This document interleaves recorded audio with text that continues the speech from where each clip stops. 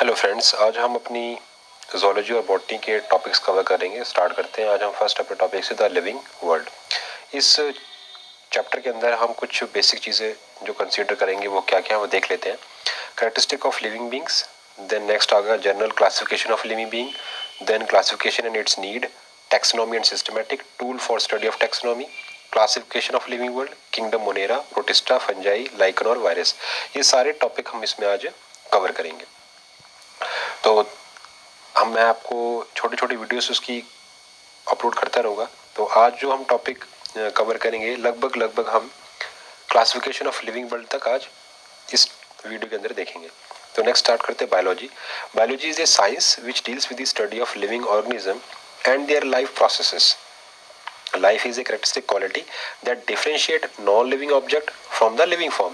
Classification is the method of arrangement of these living organisms in group according to their similarity and dissimilarity, and finally placing them within the taxonomic hierarchy. Means classification एक ऐसा device है जिसकी help से हम, क्योंकि आपको पता है हमारी अर्थ पे बहुत ज़्यादा डाइवर्सिटी है तो सभी ऑर्गेनिज्म की स्टडी करना पॉसिबल नहीं है। तो क्लासिफिकेशन हमारी हेल्प करता है कि जो सिमिलर ऑर्गेनिज्म है हम उनको एक ग्रुप वाइज उनको डिवाइड करते हैं, और किस बात पर कि उनकी सिमिलरिटी और डिसिमिलरिटी की बेसिस पर हम उन्हें ग्रुप के अंदर डिवाइड करते हैं। और अलग अलग क्लासेस है हमारे पास, एक हायरार्किकल ऑर्डर है, like species, genus, family, order, class, then division और फाइलम, और देन एक किंगडम। तो इस तरीके से हमको हायरार्किकल ऑर्डर में डिवाइड करते हैं और एक ग्रुप वाइज। तो ऐसे करने से क्या होगा, हम इजी उनका स्टडी कर सकते हैं उनके ऊपर। Then the most widely accepted method of classification is five kingdom scheme of classification given by R.H. Whitaker. तो जो सबसे acceptable throughout the world जो classification का method जो acceptable है वो है five kingdom scheme. Then और इसे सबसे पहले किसने दिया था? R.H. Whitaker 1969 में. Characteristic of living beings. Some important characteristic feature of the living beings which differentiate living organism from non-living organism are given below. पहला कैरेक्टर है growth.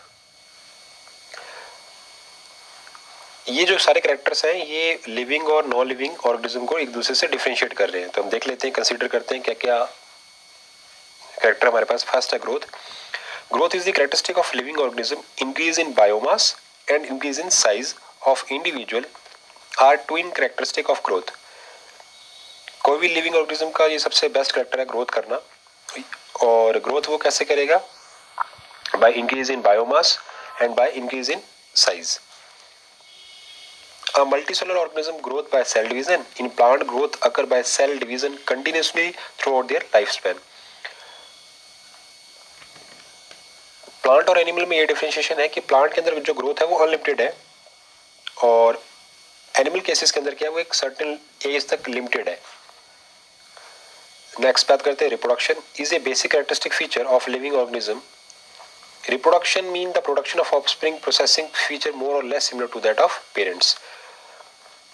Consciousness is the ability of living being to the sense their surrounding or environment and respond to these environment stimuli which is could be physically, chemically और biologically. तो consciousness का क्या है कि ये एक एबिलिटी है किसी भी लिविंग ऑर्गेनिज्म की कि वो अपने सराउंडिंग एनवायरनमेंट के लिए उसके अगेंस्ट एक्शन दे सकता है, रिस्पॉन्स कर सकता है। नेक्स्ट बात करते हैं cellular organisation is the defining feature of living form has cell are basic building block of cell of the living organism. Next character क्या है? Biological organisation start with the submicroscopic molecular level where four type of molecule like carbohydrate, protein, lipid and nucleic acid are the organised into cell and cell into organelles of cells. The cell are organized into tissue. Tissue in turn are organized into organ and organs are organized into organ system. तो ये क्या हमें पता है कि cell जब organise होते हैं मतलब वो सभी की सेल जिनकी फंक्शनिंग, उनका स्ट्रक्चर, साइज और ऑरिजिन सेम हो वो टिश्यू लाइक बिहेव करते हैं। और जब टिश्यू ग्रुप में बनते हैं ये सेम टिश्यू एक जैसा काम करते हैं तो वो ऑर्गन में कन्वर्ट हो जाते हैं, और ऑर्गन जब एक जैसा काम करें तो एक सिस्टम तैयार हो जाता है जो एक बॉडी की फॉर्म में आ जाता है सामने. The organism is made up of an organ system. It lives in population which is from community and then a part of ecosystem and ecosystem part of the biosphere. Next बात करते हैं respiration. Respiration is the process of generation of energy by breaking of carbon-carbon bond of complex compound. through oxidation leading to release of energy which is stored in the form of ATP. All cells require energy, and in every kind of organism ATP is used as a source of energy. That is why ATP is called as a universal energy carrier. Next, evolution. Evolution refers to changes which occur from time to time. In fact, biology is a study of evolution of living organism on earth. तो actually evolution क्या है, एक gradual process है. Next, homeostasis is the process of maintenance of constant internal environment. कोई भी organism अपने internal environment को जिस प्रोसेस के थ्रू मेंटेन और बैलेंस करके रखता है उस प्रोसेस को क्या कहते हैं, homeostasis. Living things actively maintain their complex structure and their constant internal structure through this process. The term homeostasis was coined by American physiologist Walter Bradford Cannon in 1929. Next character, metabolism is the sum total of all chemical reactions occurring in our body. Metabolism has two phases, that is anabolism and catabolism. Means metabolism is equal to anabolism and catabolism. तो metabolism क्या है, आपकी body की total जो all over जो reactions हो रही हैं वो मेटाबॉलिज्म के अंडर आएंगी और उसे आप दो पार्ट्स में डिवाइड कर सकते हो, anabolism and catabolism. Catabolism mean all catalytic reactions जिसमें क्या होगा, कोई भी कॉम्प्लेक्स पार्ट ऑक्सीडाइज होके सिंपल फॉर्म में कन्वर्ट हो रहा है. और एनाबॉलिज्म में क्या होगा, जितनी भी आपके सिंपल पार्ट है, प्रोडक्ट है, वो ऐड होके एक कॉम्प्लेक्स प्रोडक्ट की फॉर्मेशन कर रहा है. तो ऐसी रिएक्शन जो आपकी बॉडी में हो रही है एनाबॉलिज्म और कैटाबॉलिज्म के अंडर में आएंगे. नेक्स्ट बात करते हैं general classification of living being.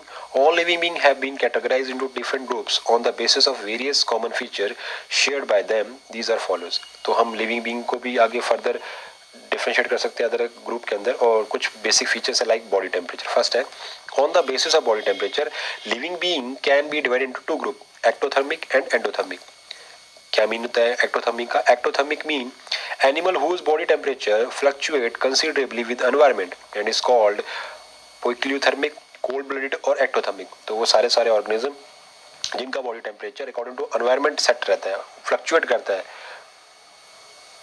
Example है एम्फीबियन, रेप्टाइल, इंसेक्ट एक्सेट्रा. और एंडोथर्मिक में कौन आएंगे? Some organism which are capable of maintaining a stable body temperature independent of environmental temperature are called homeothermic, warm blooded और endothermic like bird and mammals.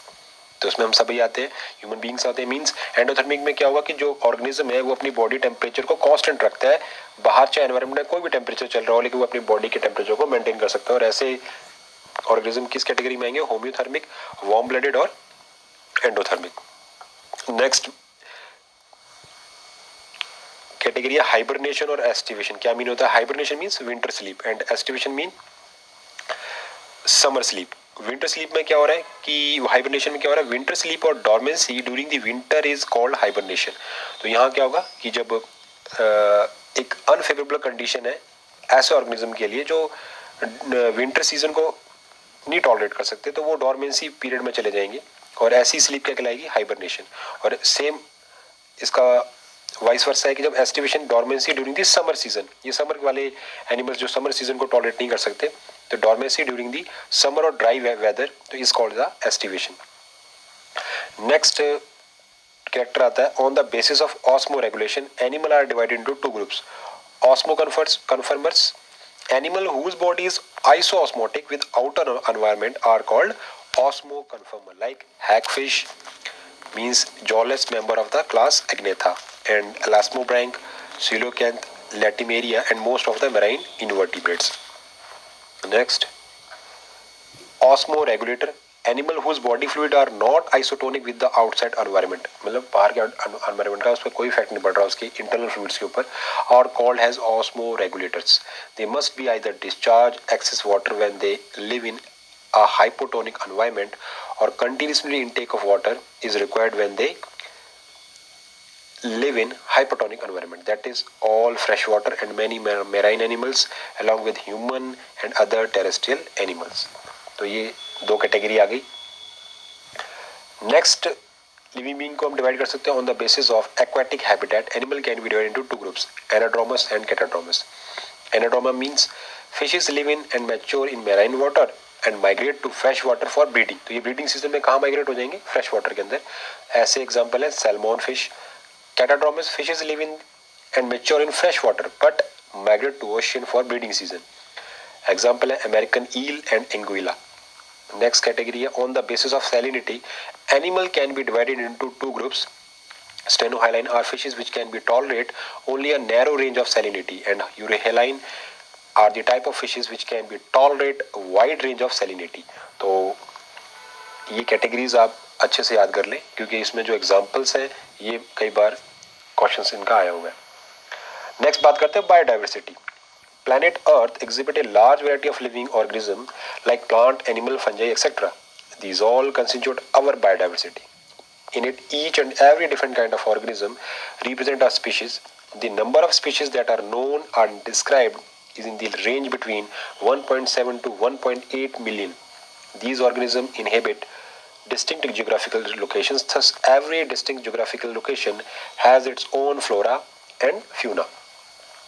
तो next बात करते हैं classification and its need. It is nearly impossible to study all the living organisms, so it is necessary to devise some mean to make this possible. This process is called the classification. तो classification एक कैसा device है जो इस problem को solve कर रहा है. It is the process by which anything is grouped into convenient category based on some easily observable characters. Classification is the systematic arrangement of organism into group on the basis of their affinity or relationship.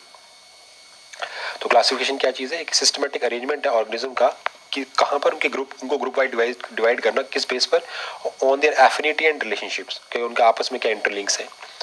Now classification is necessary for organism due to the following reason. First is convenience of the study, knowledge of adaptation, knowledge of sequence of evolution, knowledge of phylogenetic relationship and discovery of new organism. तो ये सारी चीजें किसके through में मिल रही है? Classification की help से.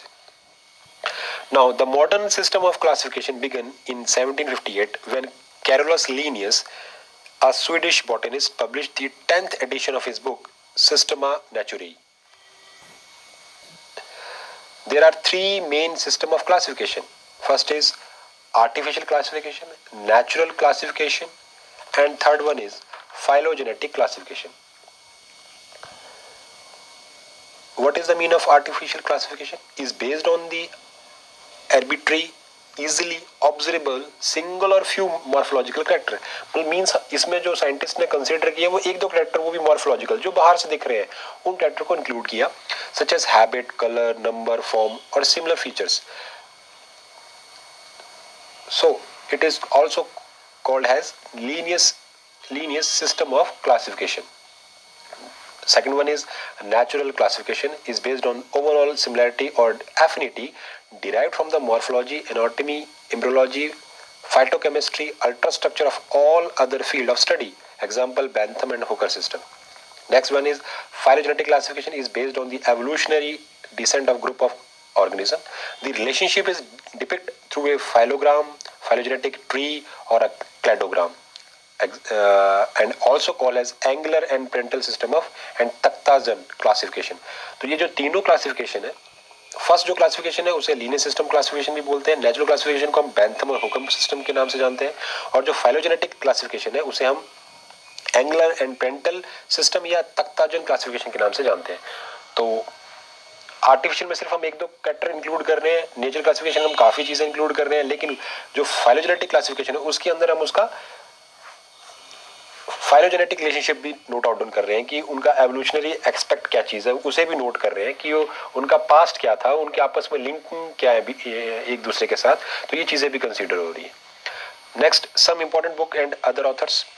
Book Philosophia Botanica, Species Plantarum और सिस्टमा नेचुरेई.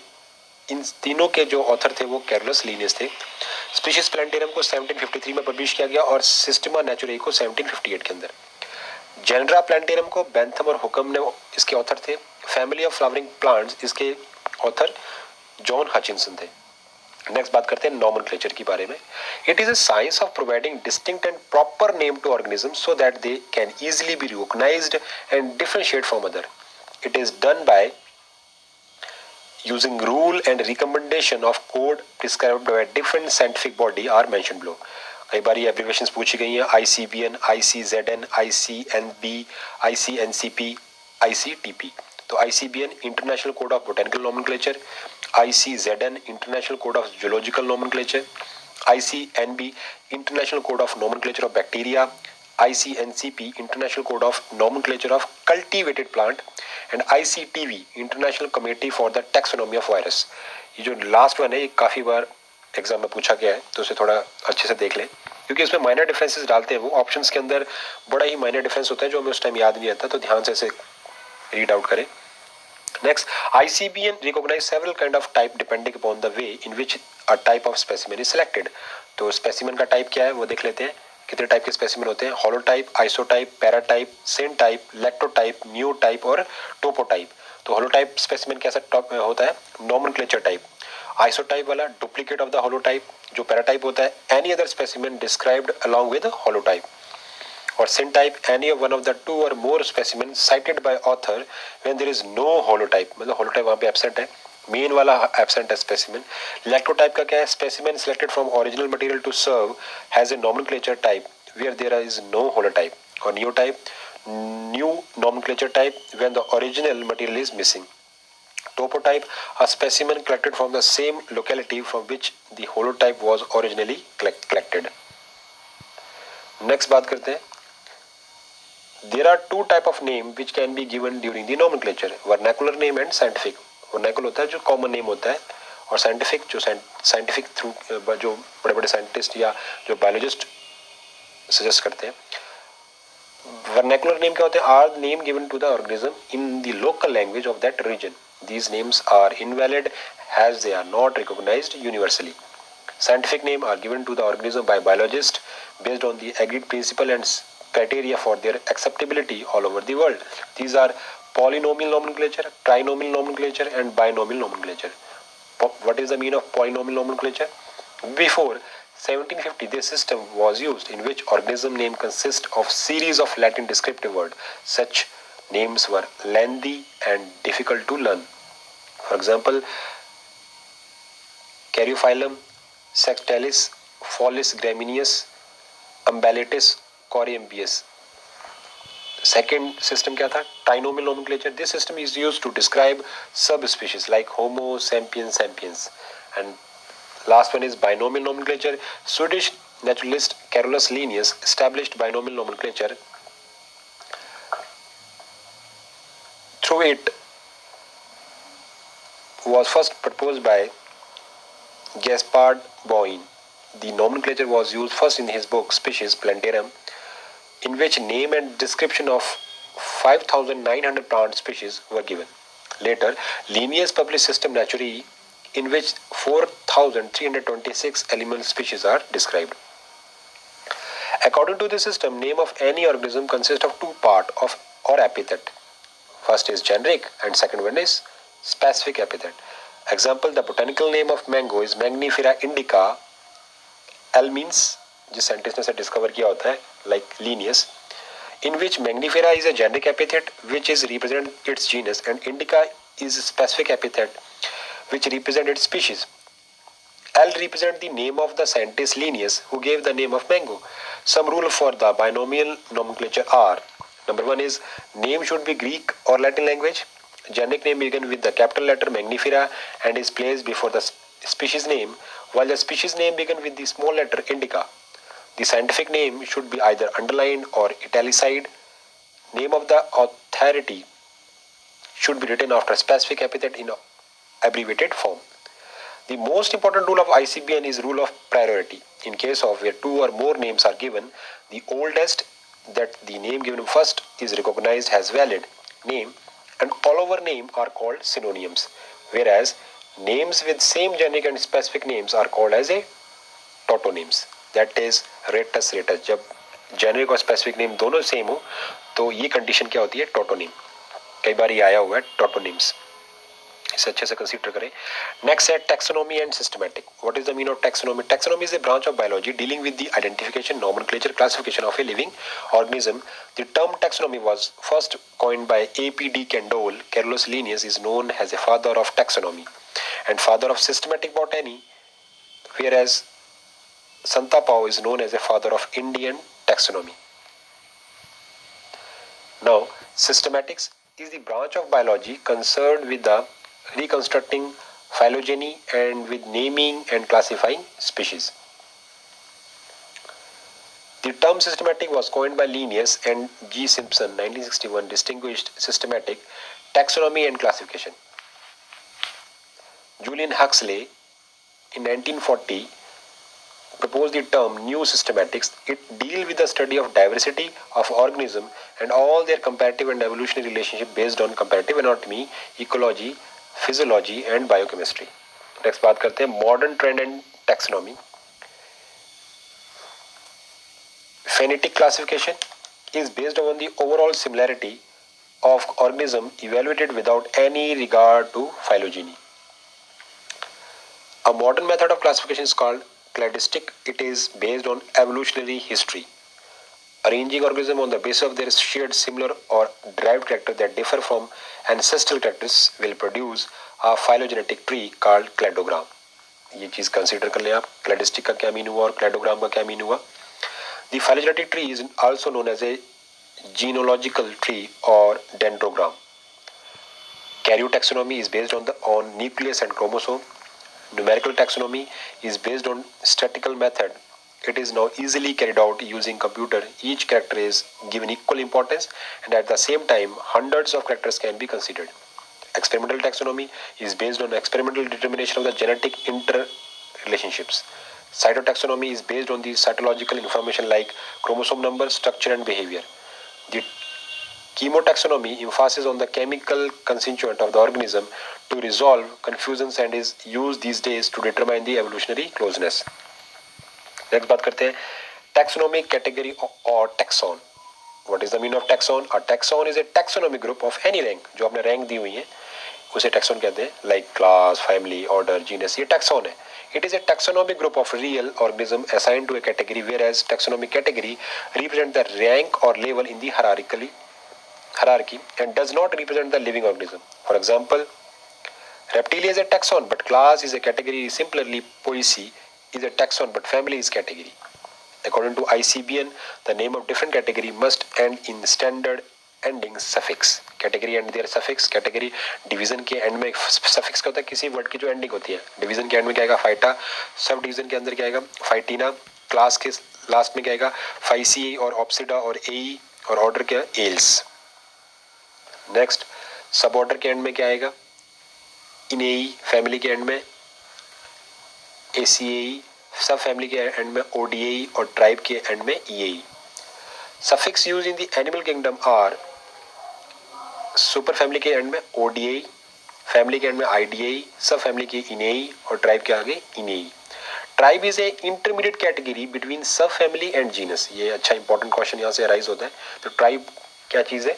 एक इंटरमीडिएट कैटेगरी है किसके बीच में? सब फैमिली एंड जीनस के बीच में. Now taxonomic hierarchy is a system of arranging organism in a definite sequence of various taxonomic category arranged in a proper descending or ascending order is called the taxonomic hierarchy.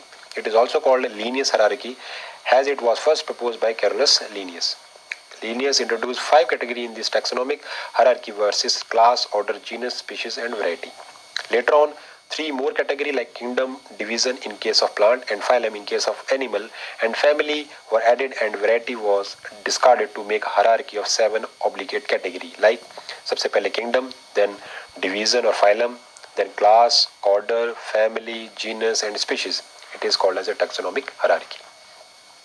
The term subspecies is used more commonly by zoologists while variety is used commonly by botanists. Variety जो term है वो use botanist करते हैं और जो zoologist होते हैं वो सब स्पीशीज को काउंट करते हैं. नेक्स्ट बात करते हैं concept of species. What is the meaning of species? Species is the fundamental और smallest unit of classification. The term species was recognized from genus by John Ray.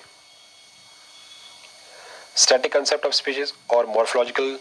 What is the meaning of static concept of species or morphological concept of species was proposed by Carolus Linnaeus. He considered species as a fixed and immutable entity. Next, dynamic concept of species was proposed by Lamarck, who considered species as a mutable and dynamic entity. Biological concept of species was proposed by Ernest Mayr. According to this concept, a species is a group of individuals who resemble each other in morphological, physiological, biochemical and behavioral characteristics and are capable of interbreeding. ये most acceptable definition है species की. Few important points related to concept of species are: taxonomic species are the species having a binomial name. Sibling species are two distinct species which do not interbreed but are otherwise difficult to separate on the basis of morphological character alone. Allotropic species are species having exclusively area of geographical distribution. Sympatric species are species having overlapping areas of geographical distribution. Parapatric species are species which adjacent geographical ranges meeting in very narrow zone of overlap. Allochronic species are species belong to the different time periods. Synchronic species are species belong to the same period of or time. Linear species are taxonomic species distinguished on the basis of morphological ground. और keystone species play a key role or central role in the ecology of place. Next बात करते हैं tool for study of taxonomy. Taxonomy study of plant, animal and other organisms are useful in agriculture, forestry, industry and in knowing our bioresource and their diversity. Biologists have established certain procedure and technique to store and preserve the formation as well as the specimen. These procedures are called as a taxonomic tool or aid. Following are the main tool for study of taxonomy: herbarium, botanical garden and museum, then zoological park and taxonomy key. Herbarium is a storehouse of collected plant specimens that are dried, pressed and preserved on sheet. The biggest herbarium of the world is Royal Botanical Garden in Kew, England, whereas the biggest herbarium of India is Indian Botanical Garden of Kolkata. Botanical garden is essential of a collection of living plants maintained for both pure and applied study. Largest botanical garden of Asia is Indian Botanical Garden, Sipur. First botanical garden is Isa Botanical Garden, Italy. The main function of botanical gardens are to provide the record of local flora of monographic work, to provide facility for collection of living plant material for biosynthesis systematic study, to supply seed and material for botanical investigation. Museum have collection of preserved plant and animal for study and references. These are prepared for preservation of algae, fungi, mosses, ferns, animal, etc. because they cannot be kept in herbaria. Next, insects are preserved in insect box after collecting, killing and pinning. Large animal like bird and mammal are usually stuffed and preserved. Zoological parks are the places where wild animals are kept in protected environment and under the human care. Largest zoo of the world is situated in Kruger, South Africa. Taxonomy key is one of the taxonomical aid used for identification of plant and animals. The key are based on the contrasting character, generally in a pair called couplet, and represent the choice made between the two opposite options. One is accepted and another one is rejected. Two types of the key are always used: indented and bracelet. Each statement is key is called a lead. मतलब आपको एक जो keys होता है जो आपको आपके किसी भी ऑर्गेनिज्म के लिए सेट बैठ रही है तो वो आपको लीड की तरह काम करती है. उसके हेल्प से हम आगे जाके उसके ऑर्डर को किसी भी उसकी क्लास को ये आइडेंटिफाई कर सकते हैं. नेक्स्ट देखते हैं classification of living world. The study of living organism without placing them at appropriate place is not possible. So scientists place the organism into kingdom. Kingdom is the highest taxonomic category. The first is the kingdom. The two kingdom lineage divide all organisms into two kingdom, that is plant kingdom and animal kingdom. Photosynthetic organisms were included into plant kingdom while the non photosynthetic organisms in animal kingdom. Exceptions, क्या क्या exceptions हैं, क्योंकि ये बात सही नहीं थी, क्योंकि इस organism इस planet के ऊपर तो ऐसे भी organism अवेलेबल हैं जो दोनों कैटेगरी में भी नहीं आते और दोनों कैटेगरी को भी बिलोंग करते हैं. तो ये exceptions आई हैं. कौन कौन से exceptions हैं? Euglena shows characteristic of both plant and animal. Bacteria and cyanobacteria, blue-green algae, have cytological differences from plant and animal. Fungi, which are usually classified in plant, are non-photosynthetic. Fungi are non-motile, multiply like plant and non-photosynthetic like animal. Tunicate sponges and corals are non-motile and fixed like plants. Some algae, which are photosynthetic, are either motile or produce motile reproductive cells. Three kingdom system. E. Haeckel, 1866, a German biologist, suggested a third kingdom, Protista, to include unicellular protozoan and algae. Four kingdom. In 1956, Copeland developed developed 4 kingdom system with kingdoms Monera, Protista, Plantae and Animalia, and 5 kingdom scheme R.H. Whitaker in 1969. American taxonomists divide all organisms into 5 kingdoms, that is Monera, Protista, Fungi, Plantae and Animalia. The main criteria or characteristics used by him for classification were all cell structures, body organization, mode of nutrition, reproduction and phylogenetic relationship. तो means जो 5 kingdom scheme जो सबसे acceptable classification की scheme थी, उनकी basic जो classification करने के जो क्राइटेरिया थे वो क्या क्या थे? Body organisation, cell structure, mode of nutrition, reproduction and phylogenetic relationship. Next, the major characteristic of all 5 kingdoms are tabulated below. तो हमारे पास 5 किंगडम्स है, मोनेरा, प्रोटिस्टा, फंजाई, प्लांटेई और एनिमेलिया. तो सेल टाइप की बात करें तो मोनेरा की जो सेल टाइप, किस टाइप की सेल मिलती है? प्रोकैरियोटिक. सेल वॉल कैसा है इसमें? Non cellulosic polysaccharide plus amino acid का बना होता है. न्यूक्लियर जो मेम्ब्रेन है वो एब्सेंट है. बॉडी ऑर्गेनाइजेशन यहाँ पर यूनिसेलुलर है. मोड ऑफ न्यूट्रिशन कैसा है मोनेरा में? ऑटोट्रॉफिक मींस कीमोसिंथेटिक और फोटोसिंथेटिक है, एंड हेटेरोट्रॉफिक यानी सेप्रोफिटिक और पैरासिटिक टाइप. प्रोटिस्टा में बात करें तो सेल टाइप यूकैरियोटिक है. सेल वॉल यहाँ प्रेजेंट है in some cases. Nuclear membrane present है. बॉडी ऑर्गेनाइजेशन यूनिसेलुलर है और mode of nutrition autotrophic, photosynthetic and heterotrophic. Fungi में बात करें, सेल टाइप यूकैरियोटिक टाइप की है. सेल वॉल प्रेजेंट है without cellulose. Nuclear membrane present है. बॉडी ऑर्गेनाइजेशन मल्टी सेलुलर और loose tissue. Mode of nutrition heterotrophic, saprophytic और parasitic है. और अगर हम प्लांटे की बात करें, प्लांट्स की बात करें तो सेल टाइप यहाँ यूकैरियोटिक टाइप की है.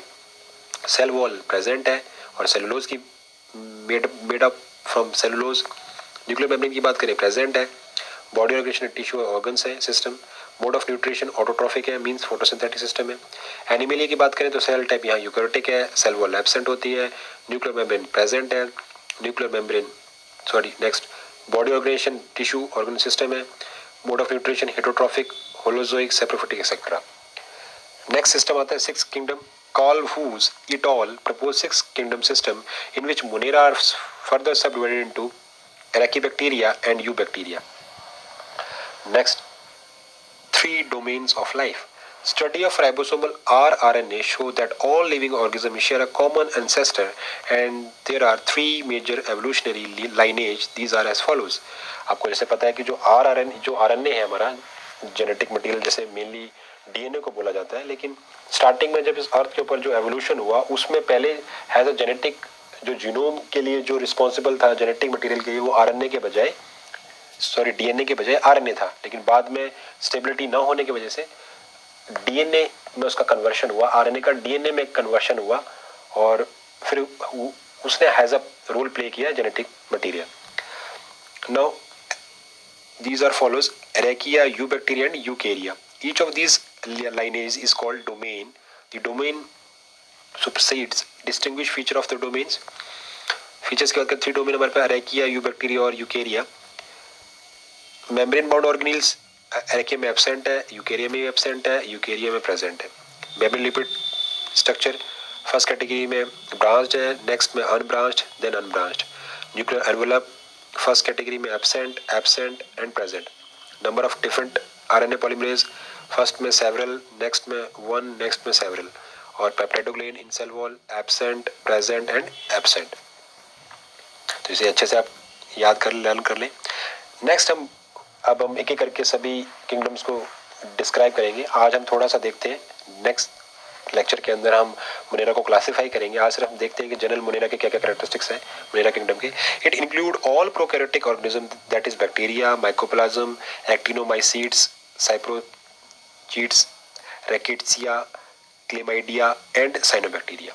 Membrane of this kingdom are known as a monerans which lack 2 nucleus, nuclear membrane, nucleolus, chromatin, histone protein and all membrane bound organelles. Genetic material is called nucleoid or genopore and incipient nucleus or prochromosome.